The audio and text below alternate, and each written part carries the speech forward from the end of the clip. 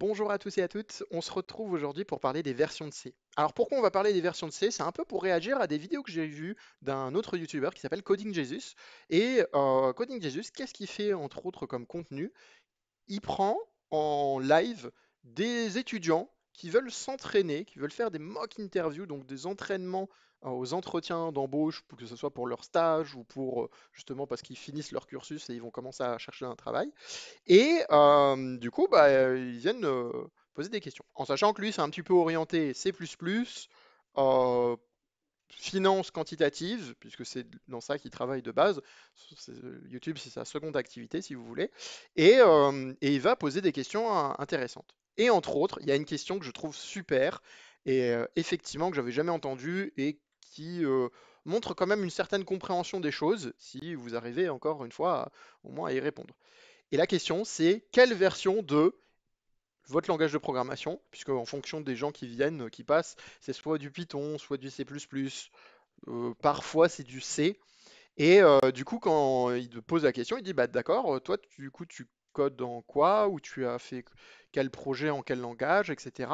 Donc si quelqu'un dit Python, bah, il va dire, ok, quelle version de Python tu utilises? Là déjà, il y a un blanc en général et il y a un échec de franchement 90% des gens qui passent ne savent pas répondre à cette question. Ce qui est un peu honteux puisqu'il pose toujours plus ou moins la même question. Donc bon, si vous avez déjà vu son contenu avant d'aller de passer sur son live, normalement vous êtes censé savoir qu'il va vous tomber dessus là-dessus. Mais bon, bref.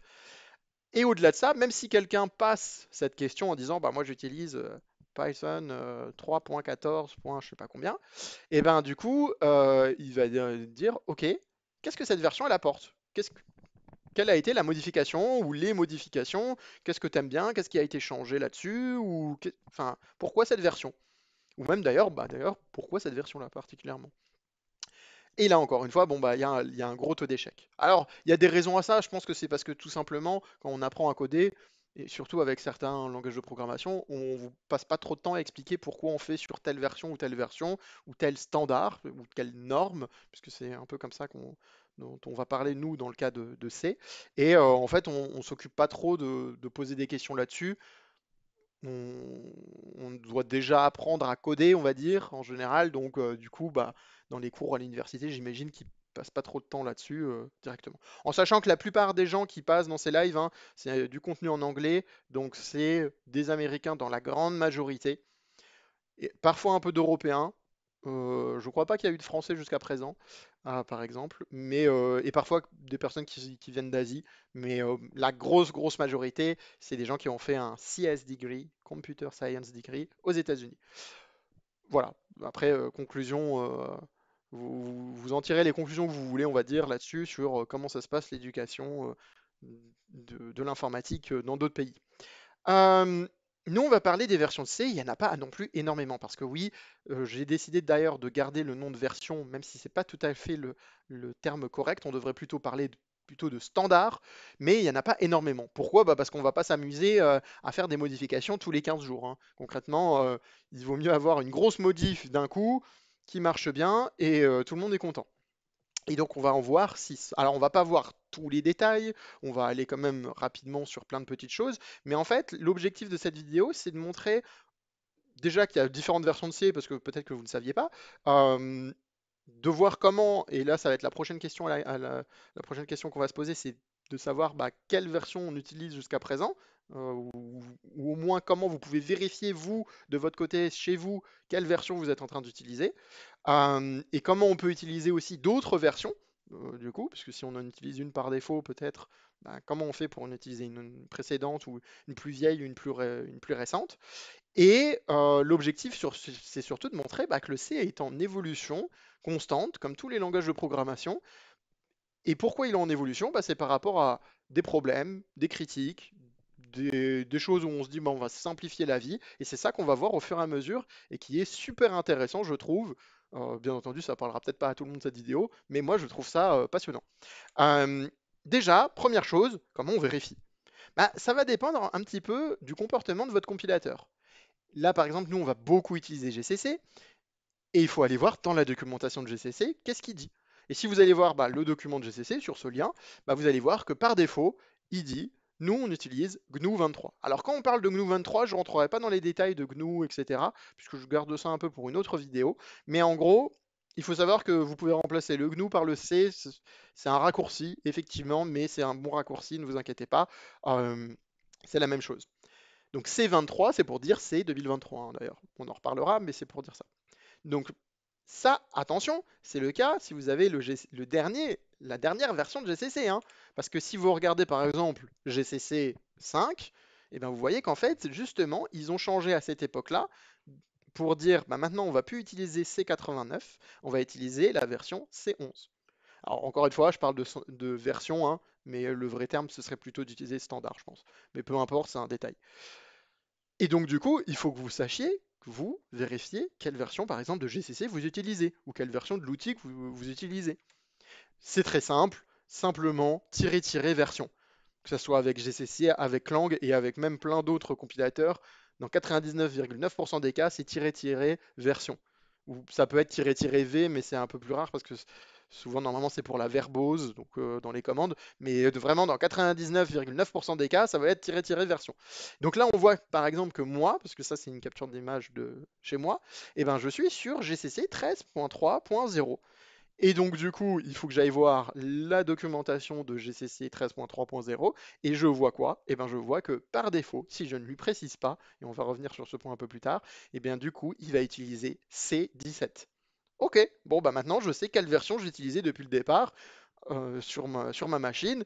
Et du coup, ça peut être important, bah, si j'ai envie d'utiliser des choses d'une version plus récente, bah, il va falloir que je lui précise, ou d'une version plus ancienne, pareil, il va falloir que je lui précise. Et justement, on va commencer déjà à parler un petit peu du début de C, de K et R. En fait, c'est la seule version où on ne donne pas vraiment de, de- de normes en soi, c'est pas un vrai standard, puisqu'en fait c'est simplement la création du C de Dennis Ritchie et de Kernighan. Bah, bon, même si c'est Dennis Ritchie hein, qui a fait le C, Kernighan a fait le B, si je ne me trompe pas, et du coup le C est l'évolution du B, entre guillemets, dans l'idée, dans la grosse idée. Et ils ont fait un livre à l'époque, malheureusement j'ai que la seconde édition, moi, de mon côté, donc je vous montre l'image de la seconde édition qui est arrivée en 1989, donc déjà l'ANSYS, on va en reparler aussi.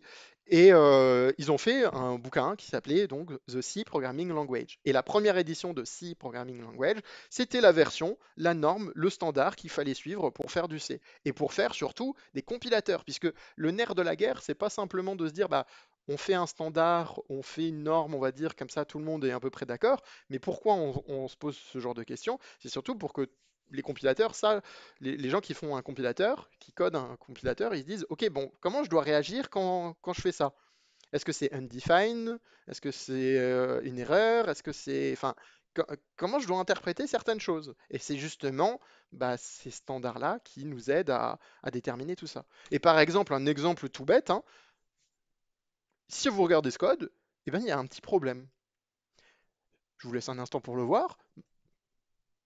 Tout simplement, il manque deux petites choses ici. Il manque en fait le type de retour. Puisque normalement, on est censé préciser bah, int main ou int calcul, là, hein, ou alors même void, techniquement, bon là, ça marcherait pas parce que je return a plus b, mais du coup, c'est quand même étonnant, j'ai pas mis ça. Et ça fonctionne, mais ça fonctionne à la condition que je lui précise de faire au minimum C89. Et c'est là où je voulais vous montrer une petite chose qu'on va beaucoup utiliser, c'est que si j'essaie de compiler par défaut en faisant GCC, on a dit qu'on était sur la norme C17, donc la version C17.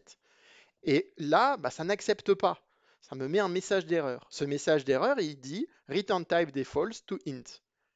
Parce que oui, à l'époque, à la création du C et même en 1989, on estimait que si on ne donnait pas de retour, si on ne disait pas, on ne précisait pas exactement quel était le type de retour attendu de la fonction, par défaut, c'est du int. Et le message qu'on voit, hein, justement, bah, c'est un peu quelque chose, un petit peu un héritage de cette logique-là. Bon, il l'accepte pas, hein, mais c'est un héritage. L'autre chose que je voulais vous montrer avec cet exemple-là, puisque je ne peux pas malheureusement compiler en utilisant K et R, ou en tout cas pas simplement, on va dire, eh bien, du coup, c'est vous montrer comment on fait pour utiliser une autre version. Bah, simplement, quand on compile, on met -std égale et on met la version qui nous intéresse. Donc là, par exemple, c'est 89, parce que encore en 1989, c'était encore accepté de faire comme ça. Donc à chaque fois, on lui précise. En fonction des outils, attention, ça peut être différent. Même si globalement tout le monde essaye de faire à peu près la même chose là-dessus pour pas faire chier.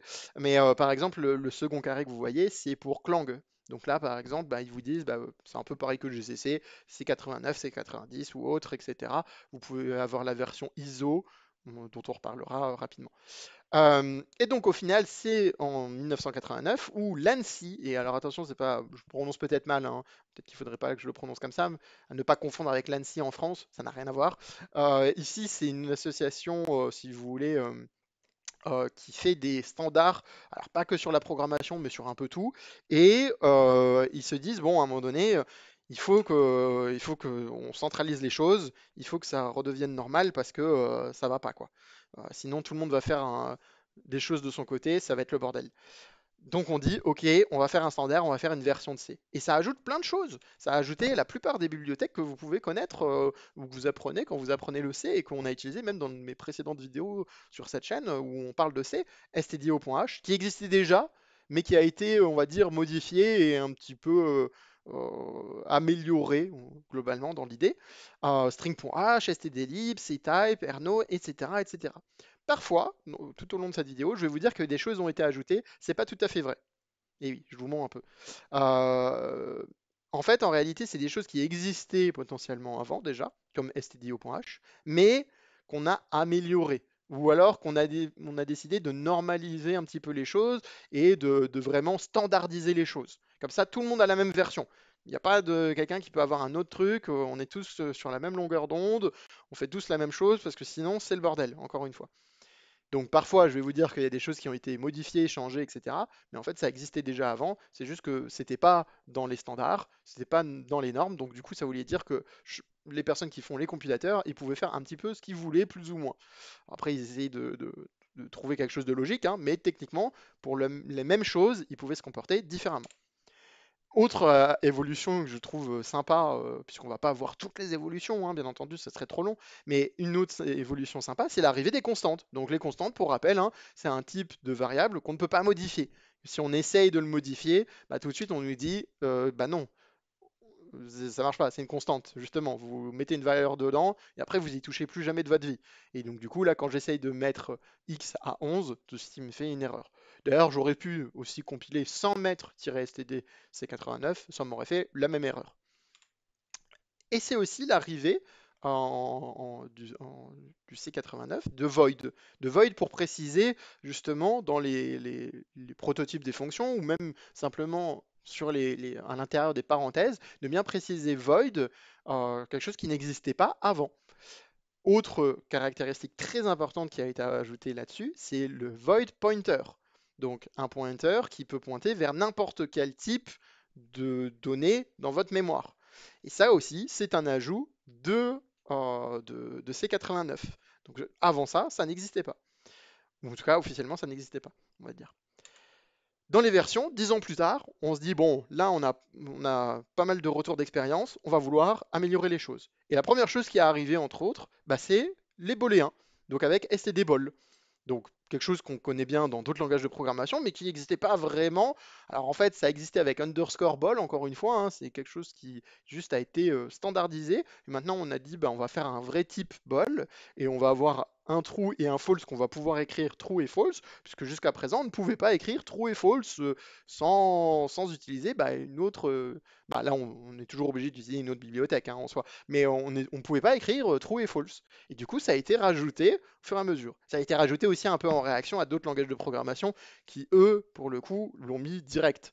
Donc c'est intéressant de voir qu'une partie des évolutions du C, ça vient aussi d'idées qui viennent d'ailleurs. Et ça, c'est quand même sympa, et c'est quand même intéressant. Et on va voir un autre exemple un peu plus tard.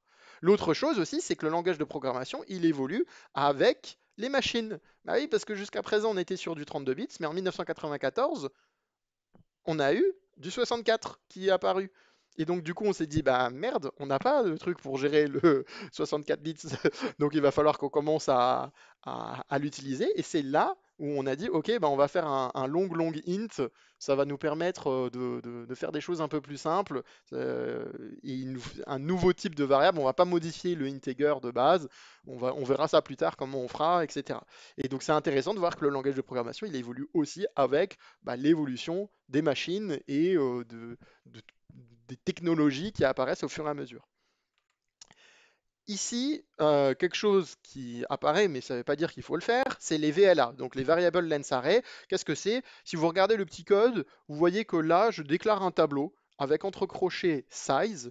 Et en fait, qu'est-ce que c'est? Bah, tout simplement, ça veut dire quoi? Ça veut dire que quand je vais compiler mon code, il ne sait pas encore quelle va être la taille du tableau que j'ai fait. Et jusqu'à présent, en fait, en C89 par exemple, ou même avant, on ne pouvait pas faire ce genre de choses.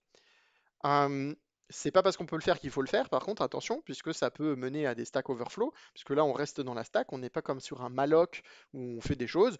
Donc, il faut faire un peu attention à ça. C'est pas forcément, encore une fois, parce qu'on peut le faire qu'il faut le faire, mais dans l'idée, c'est quelque chose de tout à fait nouveau. J'attire votre attention parce que je vais en reparler dans pas longtemps à regarder la boucle for où là je mets for i, donc i égale 0 et j'ai déclaré mon i avant. Gardez ça dans un coin de la tête, on va le voir dans pas longtemps. Donc là, juste pour vous montrer, hein, si j'essaye de compiler ce VLA, eh ben, ça ne marche pas avec ces 89. Vous noterez aussi quand même que j'ai rajouté une autre option qui est pédantique, c'est error. Pourquoi je l'ai rajouté? Tout simplement parce que GCC est très sympa.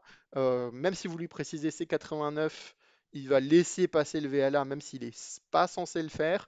Et donc du coup, pour être sûr qu'il est bien sur la bonne version ou le bon standard, hein, encore une fois, il faudrait mieux que je parle de standard que de version. Euh, et bien du coup, j'étais obligé de rajouter cette option pour vraiment qu'ils bloquent, ils disent ah non, ça t'as pas le droit, ça, normalement. Et on voit que bah, quand je fais STDC 90, pas de problème, il me laisse faire, il n'y a pas de souci, tout va bien. Je vous ai la petite information que vous deviez garder en mémoire, vous pouvez la reprendre. Euh, En réalité, à l'époque, vous ne pouviez pas déclarer la variable, votre itérateur, dans votre boucle for. C'est un truc tout bête, hein, c'est un truc tout con, vraiment. Mais vous ne pouviez pas le faire en C99, enfin en C89, pardon.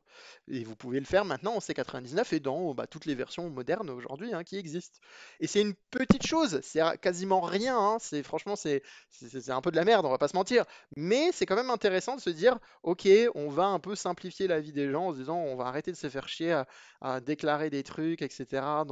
En dehors, on pourrait tout faire d'un coup en une seule ligne, peut-être un peu comme Python entre autres, euh, ou comme d'autres langages hein, de programmation, et on va tout rajouter. C'est pas une amélioration dingue, mais c'est quand même marrant de voir qu'on s'est dit on va peut-être un peu simplifier la vie et du coup on va faire des trucs sympas comme ça. Au-delà de ça, autre amélioration qui est arrivée, c'est sur les commentaires. Sur les commentaires, dans la plupart des cours que vous suivez sur le C, vous allez, je sais pas, sur Open Classroom, sur Zest de Savoir, sur YouTube, ils vont vous expliquer comment faire un commentaire, mais ils vous expliquent pas une chose, c'est qu'en fait, ça ne vient pas du C, ça vient du C++. Et oui, et le C++, donc qui est apparu après le C, puisque le C++, c'était l'objectif, c'était de faire de l'orienté objet avec du C, donc dans l'idée, en gros. Et bah, en fait, les commentaires, c'était pas comme ça. Et ça a été rajouté en se disant, bah, vu que nos compilateurs, ils vont faire du C et du C++, et que en plus, bon, bah, le C++, c'est quand même quelque chose qui a pris de l'importance et qui est tiré du C, bon, bah, on va dire que, ok, on va utiliser les mêmes, on va un peu normer les choses sur les commentaires et autres. Et donc, du coup, vous ne pouviez pas faire de commentaires avec bah, ces deux backslash directement. Et c'est encore une fois, c'est pas grand-chose, mais ça montre que quand on améliore un langage de programmation, on regarde aussi en fait ce qui se fait ailleurs et qu'on le rajoute, même si encore une fois, C++, on va pas très loin, hein. On va littéralement voir le voisin, on va pas voir le quartier d'à côté. Mais dans l'idée, vous comprenez un peu ce que je veux dire, j'imagine, ce que j'essaye d'illustrer. On arrive en 2011 pour le C11. Et là, on arrive aussi à des ajouts. Et le plus gros ajout, selon moi, du C11, c'est quand même les Freds. Même si, bon, c'est un peu un échec parce qu'il y a une autre bibliothèque un peu concurrente qui a l'air d'être plus utilisée, mais bon, c'est un détail. En fait, c'est quand même sympa de voir comment ils ont réfléchi à la chose en se disant, bon, On a maintenant des ordinateurs très puissants qui permettent de faire, de séparer les calculs, etc., pour optimiser avec des threads, etc. Bon, c'est cool, c'est sympa, c'est top, mais le problème c'est que sur Windows, ça fonctionne de telle manière, il faut faire tel appel à l'API Windows. Pareil pour Mac, pareil pour Linux, chacun, tout le monde fait un truc dans son coin. Pourquoi on ne ferait pas en fait une bibliothèque qui prend le fonctionnement des trois et qui permet d'être portable sur les trois, comme ça on est tranquille. Et vous voyez, c'est une question un peu bête parce qu'au final, enfin, c'est pas encore une fois révolutionnaire, hein, c'est pas une idée où on se dit waouh, ça change le monde, mais c'est de se dire on a un problème, on doit refaire la même chose à chaque fois en fonction de l'OS sur lequel on est. Pourquoi on n'irait pas essayer de résoudre ce problème-là dans la prochaine version de notre langage de programmation? Et du coup, en créant une bibliothèque, ce Threads, etc. C'est encore une fois, ça ne veut pas dire que ça n'existait pas totalement avant. C'est juste qu'on a dit bon on va standardiser les choses, on va créer un standard qu'on suivra tous et comme ça on est tous contents. Est-ce que ça marche à tous les coups? Non, parce qu'encore une fois, il y a des bibliothèques concurrentes qui fonctionnent même mieux apparemment. Euh, mais bon, dans l'idée, au moins c'est fait quoi, ça existe. L'autre chose, et ça c'est le gros sujet du C11, c'est l'annexe K. En fait, c'était une tentative, si vous voulez, de gérer la sécurité, puisque une des critiques qui existent encore aujourd'hui sur le C, c'est que globalement, c'est relativement facile de faire un code en C pas sécure. Il y a plein de risques un peu partout. Est-ce que c'est pas plutôt un skills issues? À vous de voir, à vous de voir. Mais au-delà de la blague, c'est vrai que c'est un problème quand même récurrent. Et du coup, c'est intéressant de voir une tentative de se dire, allez, on va essayer de prendre le problème à bras le corps et de créer des nouvelles fonctions qui seront plus sécures. Et du coup, comme ça, au moins, on est tranquille. Est-ce que ça fonctionne? Non. Est-ce que tout le monde était content? Non. Pour plein de raisons possibles, hein. Il y a plein de raisons qui ont fait que c'est un peu un échec et qui d'ailleurs font que C11, c'est un peu un sujet quand même un peu sensible dans les versions de C, vous allez le voir un peu après. Euh, Ça n'a pas marché, ça n'a pas été adopté par beaucoup de monde, parce que ça a forcé à changer beaucoup de code, parce qu'au final, est-ce que c'était vraiment la bonne solution? Parce qu'entre-temps, il y avait déjà d'autres solutions qui avaient été mises en place. Il y a plein de choses qui ont fait que, bon, ça, c'était pas terrible. Mais c'est quand même marrant de voir que la critique, on l'a prise et on a essayé de la gérer, avec plus ou moins de succès encore une fois. Et entre autres, dans le C11, quelque chose qui est très marrant que j'adore, c'est la disparition de la fonction get. Où carrément dans le manuel maintenant, on vous dit never use this function. Et oui, get en gros, simplement, il prend ce que vous lui donnez et il va essayer de le mettre dans un espace de mémoire que vous avez déjà réservé. Mais il fait aucune vérification de taille ou autre. Donc ça veut dire que si vous avez un tableau avec une longueur de 10, si vous voulez mettre 50 000 lignes dedans, il va dire OK, je vais mettre 50 000 lignes dedans. Et que ça fasse un Stack Overflow ou pas, et que ça fasse exploser votre PC, il s'en fout.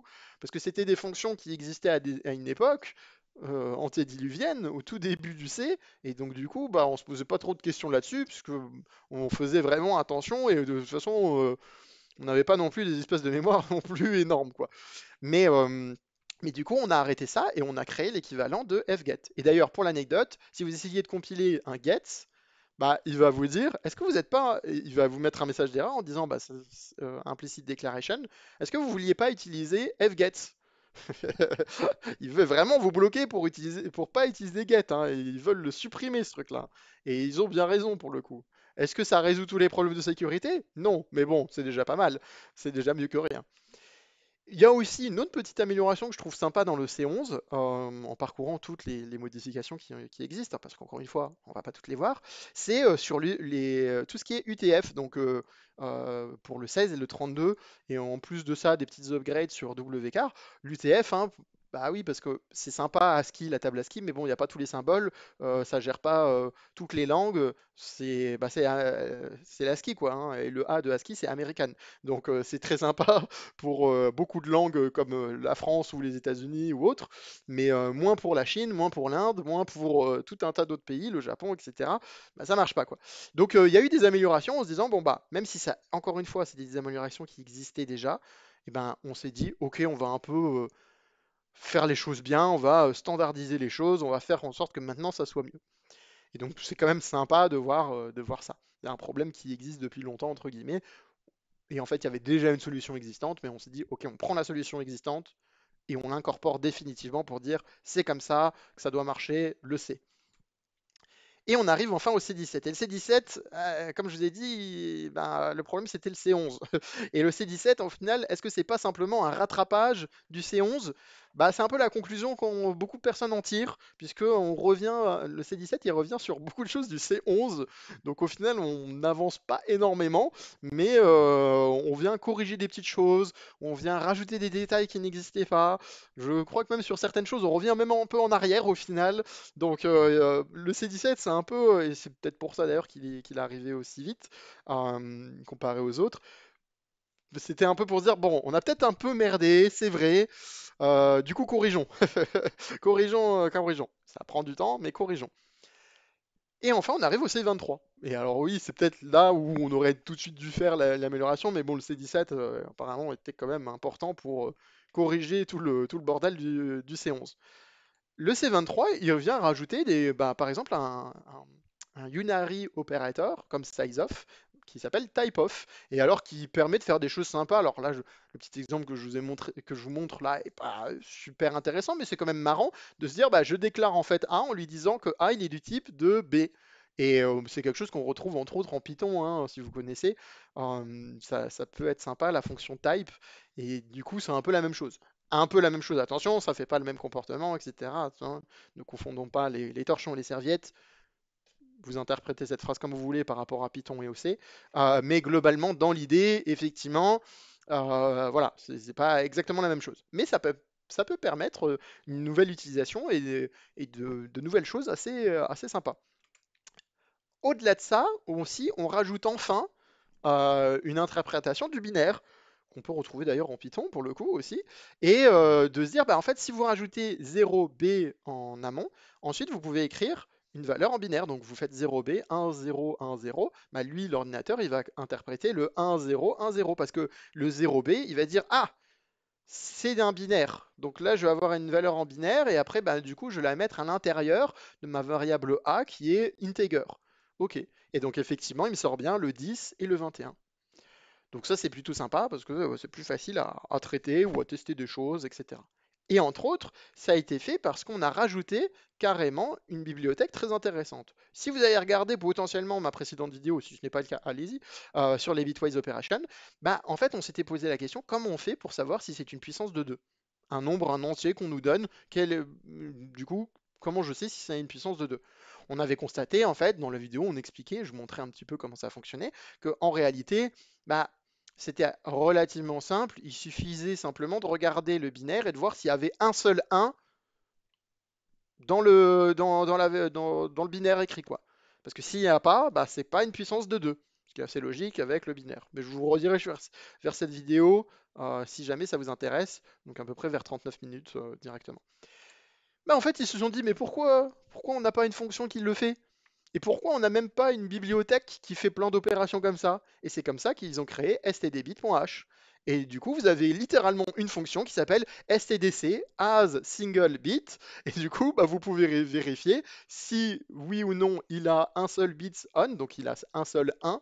Et du coup, bah, il vous renvoie 0 ou 1 pour dire si c'est vrai ou pas. 4 est bien une puissance de 2, 10 n'est pas une puissance de 2, donc 10 renvoie 0, hein, la première ligne renvoie 0, et la deuxième ligne renvoie 1.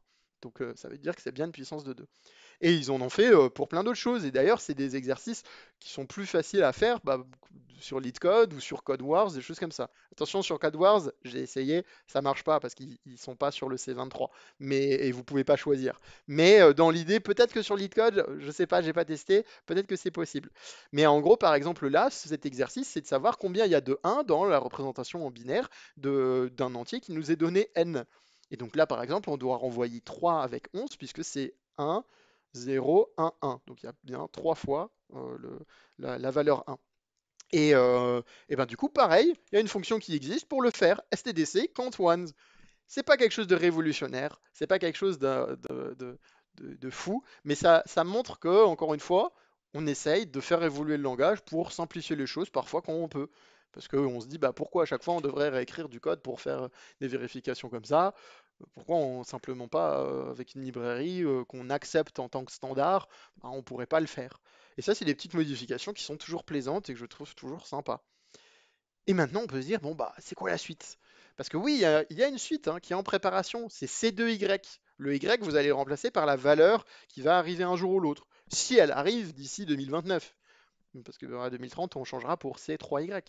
Mais normalement, il y a de grandes chances que ça arrive. Mais c'est quand même intéressant parce que, au-delà de vous montrer toutes les évolutions qu'on a pu voir, bah, moi, ce que je voulais montrer dans cette vidéo, c'était bon, bah, déjà d'être capable de répondre à cette question si elle venait en entretien d'embauche pour vous, et surtout de montrer que le C, bah, c'est comme une langue vivante en final. C'est en constante évolution, et tant qu'elle est en constante évolution, bah, c'est que le langage n'est pas totalement mort. Même si un langage de programmation n'est jamais mort, hein, et que le C est beaucoup moins utilisé peut-être aujourd'hui qu'il ne l'était dans les années 80-90, ça c'est sûr et certain. Mais globalement, le C continue d'évoluer et va évoluer au fur et à mesure du temps avec les besoins technologiques, les critiques qui sont émises, les retours, ce que font d'autres langages de programmation. Eh ben, on va prendre tout ça et on va le rajouter au fur et à mesure dans notre langage de programmation qui est le C. J'espère que cette vidéo vous a appris deux, trois petites choses, qu'elle vous a intéressé. N'hésitez pas à mettre un like. Je vous remercie beaucoup de l'avoir suivi et je vous dis à bientôt.